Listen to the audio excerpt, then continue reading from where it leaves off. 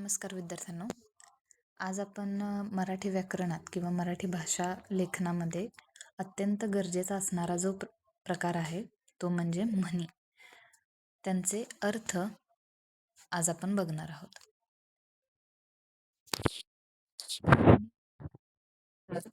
मानवी जीवनातील दीर्घ अनुभवातून तयार झालेले, कमी शब्दात मोठा अर्थ व मार्मिक उपदेश सांगणारे पारंपरिक आणि लोकांच्या तोंडी बसलेले संक्षिप्त वाक्य होय. तर याच 50 म्हणींचे आज आपण ओळख करून घेणार आहे. तर पहिली जी आहे ती आहे अति तेथे माती. याचा अर्थ काय होतो? कोणत्याही गोष्टीचा जर अतिरेक केला तर आपलं नुकसान होतं.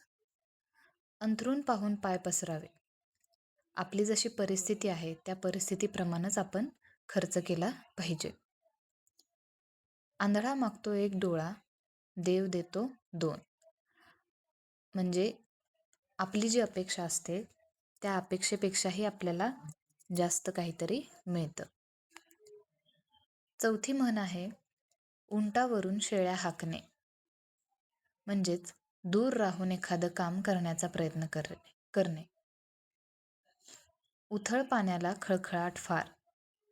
कमी ज्ञान असणारे लोक जास्त दिखावा करतात असा या म्हणीचा अर्थ होतो. एक ना धड भाराभर चिंध्या. एकही काम व्यवस्थित न करता अनेक कामे हाती घेणं. त्यानंतर आहे एका म्यानात 2 तलवारी राहत नाहीत. म्हणजेच 2 समान अधिकार असलेल्या व्यक्ती एकत्र राहू शकत नाहीत. आडात नाही तर पोहऱ्यात कुठून येणार. म्हणजे मूळ ठिकाणीच नाही काही नसेल तर पुढे ते मिळणार नाही. करावे तसे भरावे. आपल्या कर्माचे फळ आपल्यालाच मिळते. काखेत कळसा आणि गावाला वळसा. जवळची गोष्ट सोडून दूर शोधत फिरणे. कुत्र्याचे शेपूट वाकडे ते वाकडेच. एखाद्याचा स्वभाव सहजच बदलत नाही. चोराच्या मनात चांदणं. चुकीचं काम जो व्यक्ती करतो त्या व्यक्तीला सतत भीती वाटत राहते. चोर सोडून संन्याशाला फाशी. दोषी व्यक्तीला सोडून निर्दोष व्यक्तीला शिक्षा करणे. तोंडावर राम बगलमध्ये सुरी. म्हणजेच वरून चांगलं पण मनात वाईट असणं. तेल गेले तूप गेले हाती धुपाटणे आले. सर्व काही गमावून शेवटी काहीच हातात न राहणे. दुष्काळात 13वा महिना. संकटामध्ये आणखी एक संकट येणं. नाव मोठे लक्षण खोटे. नाव किंवा प्रसिद्धी मोठी पण प्रत्यक्ष गुणवत्ता कमी. नाचता येईना अंगण वाकडे. याचा अर्थ असा की स्वतःची चूक मान्य न करता दुसऱ्यालाच दोष देणे. नळी फुंकली सोनारे इकडून तिकडे गेले वारे. प्रयत्नांचा काहीच परिणाम न होणे. पळसाला पाने 3च. परिस्थितीत काहीही बदल न होणे.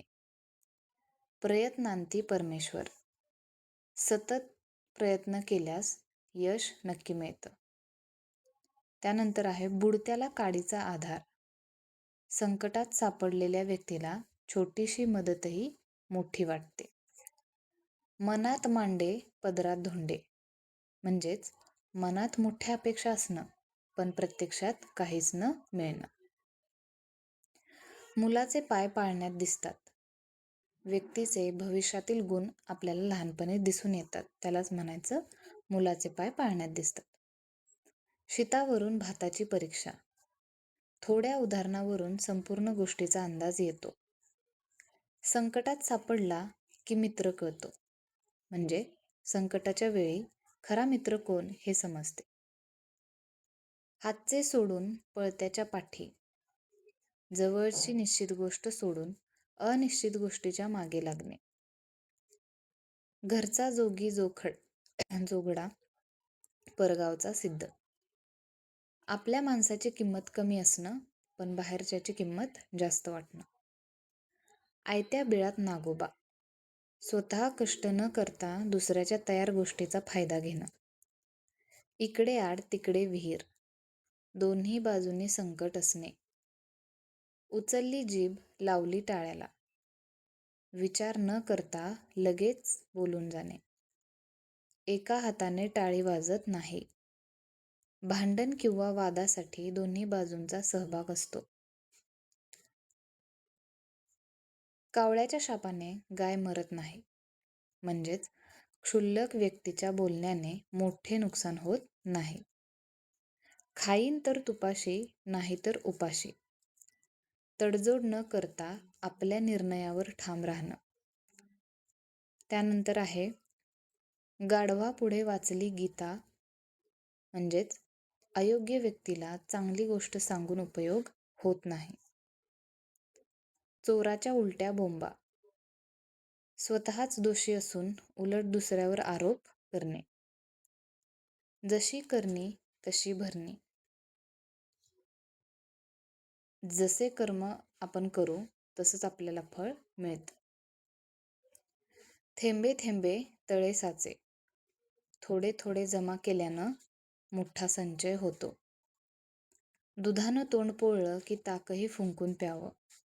एकदा वाईट अनुभव आला की माणूस काय करतो, पुढं नवीन गोष्ट करायला सावध होतो.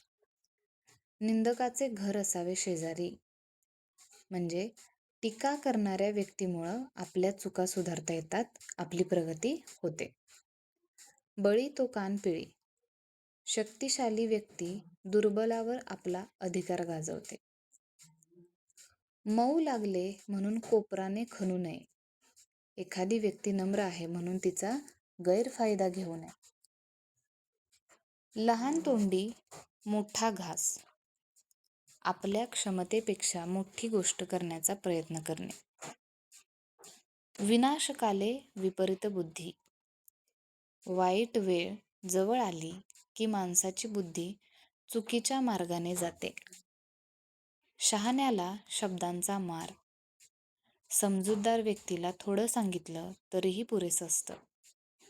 सुतावरून स्वर्ग गाठणे, अगदी छोट्या गोष्टीवरून फार मोठा निष्कर्ष काढणे. हातावर पोट असणे, रोज कमावून रोजचा उदरनिर्वाह करणे. आपला हात जगन्नाथ, स्वतःच्या कष्टावर आणि सामर्थ्यावर विश्वास ठेवणे. अडला हरी गाढवाचे पाय धरी, अडचणीत असताना कोणाचीही मदत घ्यावी लागते.